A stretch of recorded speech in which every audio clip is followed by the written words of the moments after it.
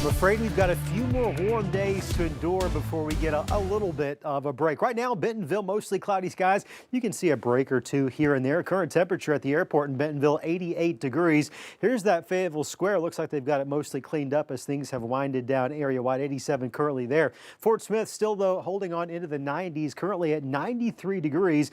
Looks like there's a little bit of afternoon traffic there on Rogers Avenue in Fort Smith. Overall, we're going to stay mostly cloudy tonight into the first part of tomorrow there as well. We're back in the 90s area-wide, low 90s northwest Arkansas, mid-90s widespread in the River Valley. A little bit of a southerly wind is going to continue to draw up a little bit more humidity. It's not as bad as it often is in the middle of July and even the first part of August, but you'll probably notice it feels a little sticky out there. Here's Futurecast over the next few hours going into first thing tomorrow morning, 7 o'clock bus stop forecast.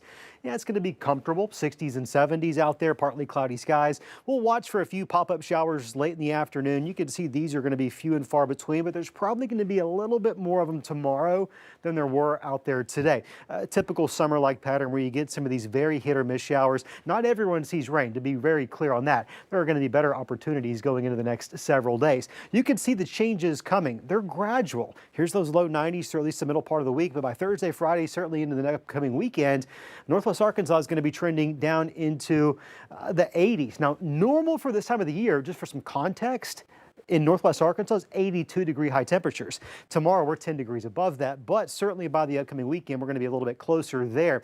In the River Valley, we're looking at, generally speaking, 87 for our afternoon high temperature, well above that the next few days, coming in line with that Friday, Saturday, Sunday. It's all part of an unsettled weather pattern, an upper level low pressure, a stalled front just off to our northwest.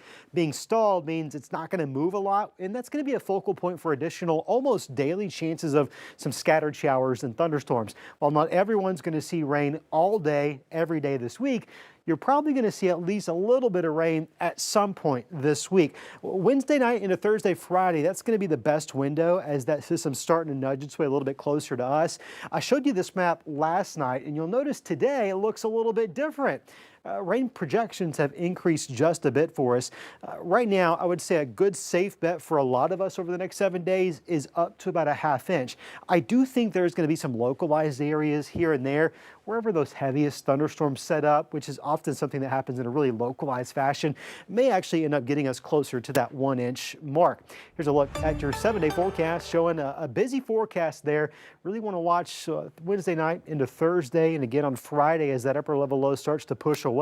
As it's moving through the area, it will probably spark a few scattered showers and thunderstorms. Couple could be strong, but at least at this point, I'm not seeing any signs of widespread, organized severe weather. Some lightning, some thunder, and maybe even a couple of marginally severe thunderstorms may be possible around the area. Mornings in the upper 60s, low 70s the next few days, but even those are going to start to feel a bit more comfortable late in the week into the upcoming weekend. Walking outside in the low to mid 60s, not a bad way to introduce fall. Technically, fall is about, I've got to think, it's September 22nd, so it means it is 7 or so days away.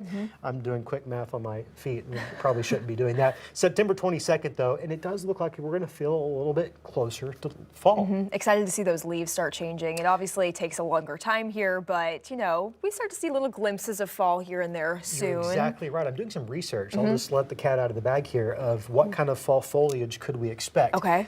There's a couple of reasons I'm really optimistic. Number one, while yeah, it did drought a little bit this summer, we had a decent amount of rain. We were above average in the rainfall all summer long. We didn't have the near as bad a drought that we had last summer, which led to a poor fall foliage.